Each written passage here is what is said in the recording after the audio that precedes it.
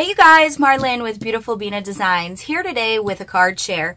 This video I am going to be sharing some cards that I created using the My Monthly Hero September 2018 card kit. Now I did do a few process videos. Some of my Tuesday quickies recently used this kit as well. So I'm going to start with those cards. And I will link the process videos below. So if you'd like to learn more about how I created these cards, you're welcome to check out the description. And those videos will be posted there. You can see the cards being made from beginning to end. First, I'd like to share You Bring Color to My World. This was my take on using this kit to create a bright color card. Pretty much all the rest of the cards use autumn tones and earthy colors. This one I wanted to take it in a bit of a different direction and create a colorful card. So I did that using Distress Oxide inks. And again, this is one of those that there's a complete video. So if you'd like to check that out, the link will be below. Here I have two similar cards. And I used the Joseph's Coat technique on these. The one that I shared in the video, which I will again link below, is this one. And they both are very similar. This was my practice card that I made before the Tuesday Quickie video that I created. I have found that in order to keep those videos really quick, I have to kind of know what I'm going to be making. So, whereas I prefer to create cards in real time and just go with it, when I do those Tuesday Quickies, oftentimes I will do a practice card. Otherwise, it's still possible to create a short video and show you the card that I made, but it requires a lot more editing. And I love card making. I'm not the biggest fan of editing. So I wound up with two of these, which is just fine because I think it's a cute card. And you can learn more about that using the link below. Finally, as far as our Tuesday Quickie cards, once again, I created a practice card and one that I did on video. So this is the one that we made together on video. Link will be below. This was my practice card. And this is using Colored Vellum. So I did put some cardstock on the back here to cover up that back side of the vellum, but I ink smushed some vellum with some fall colors using the Distress Oxide. But you can learn more about that below if you'd like. Life is full of beauty. Here we have one using that fancy border die. And the sentiment I used was branch out. I created the border, popped that up with foam tape, and then flat on the back added some just black cardstock. I did not stamp those. I just cut out the silhouettes using black cardstock. I added some black Nuvo drops. And then the background there is a very diluted watercolor. I used Distress Oxide. Branch Out, there is card style number 4 for this month's kit. Here I used some gold embossing. I used a stencil for the background of this card, and I put some embossing powder all along that card background, the actual card base. And then I used some Ranger Gold embossing powder and created those stripes.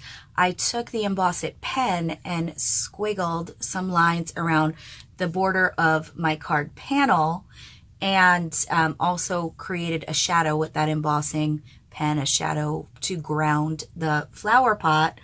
And I stamped the word thankful, embossed all of that with gold embossing powder by Ranger, as well as the main images stamped with embossing ink and then watercolored in using those Daniel Smith watercolor dots. Added a few gems. And the background, this panel is watercolor paper, and I just dropped in, I put a lot of water down on the paper, and then I just dropped in some color using those Daniel Smith watercolor dots. Thankful card. Here I used those sticky leaves that came in the kit. Happy Autumn. I stamped this Happy Autumn with Distress Oxide ink and also used that same Distress Oxide ink smushing to create this green background panel. And then using Distress Oxides, and I believe that was peeled paint, and then using fired brick, and I'm not sure the yellow that I used, but I'll include it in the description below. I stamped in a similar way to how I stamped that first colorful card here, where I've used all the different Distress Oxide colored inks. I did the same technique here with the yellow and the red. Happy autumn. Here we have another one where I watercolored using those Daniel Smith watercolor dots. Here I used the brush, those mini brushes that came with the kit. I'll be honest, you guys, I didn't care for them. I've never used them before. Maybe I'm not even using them right. I don't know, but I did not find anything better about them than just using a very small paintbrush with bristles. Maybe there's a technique which those mini brushes would really benefit you in creating a certain technique, but I did not find a use for mine. I created this using those mini brushes and then decided not to use them anymore. I didn't feel like I was able to get very good detailed placement of my colors with those brushes. Even though they're small, they're very stiff, and I wasn't able to spread the color very well. As I kept trying to blend it, I was pilling up my paper. Again, maybe just me, but that's my honest opinion. I did not like those brushes very much. For the card base, I used a stencil and just used some gold pigment paint to, I took the gold pigment ink pad and dabbed it right over that stencil. I did not go for complete coverage. I wanted a little bit more of a random coverage with some white spots and some lighter spots, and I really like the way that turned out. I used a stitched circle die to die cut a vellum circle, gold embossed best wishes, and then I included some of my gold embossing powder beads that I created. I created these a while ago, and there's a video on that as well, where I just used a ton of embossing powder, let it get really hot, and just let it start kind of dripping off. And I put these on some wax paper, let them dry, and then gathered them up, and I used them as these finishing touch embellishments. I really like them, especially when I'm using the matching embossing powder in my projects. Like this Best Wishes and those gold dots are the exact same color, and I like that look. If you have any questions about that, please do let me know. I'm happy to give you more information or link that other video.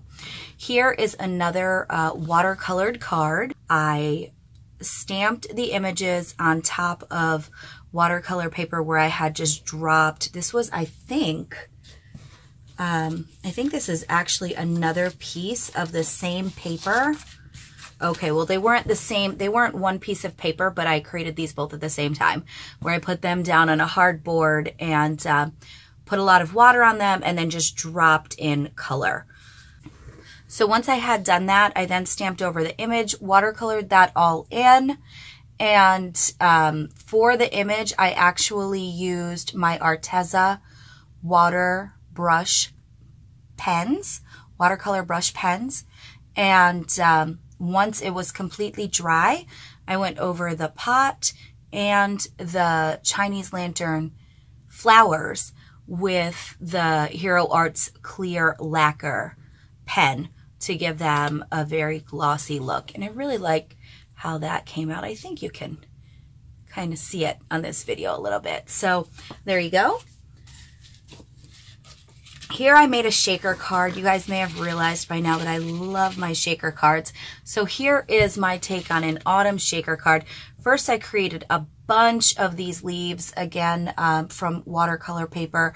I just put down a lot of different autumn colors, went over and stamped a ton of leaf images using embossing ink and then gold embossing powder. I really felt like the gold embossing powder tied these earthy colors together really well. So I did use it on a lot of my cards. Then I chose the You Are Vibrant sentiment because this was the last card I made and it was the only sentiment that I hadn't used. I wanted to use all of them, so that is how I wound up with this sentiment on this card. The panel itself was, I've been practicing my watercoloring and I have been specifically working on creating gradients. So I did that with, I used Distress Oxide as my watercolor and created this gradient from the yellow to the orange. I used a wonky stitched die to cut a piece of the panel out and then cut a rectangle out of the center of that panel.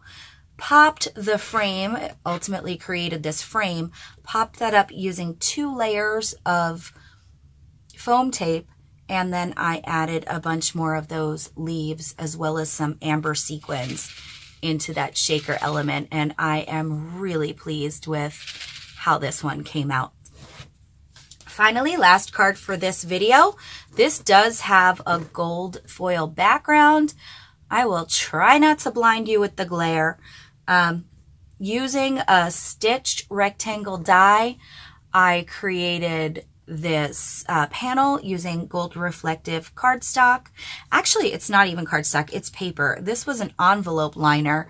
I picked up a pack of envelope liners from Tuesday Morning for something like 79 cents or something around there. And I used those envelope liners specifically for die cutting elements for my cards.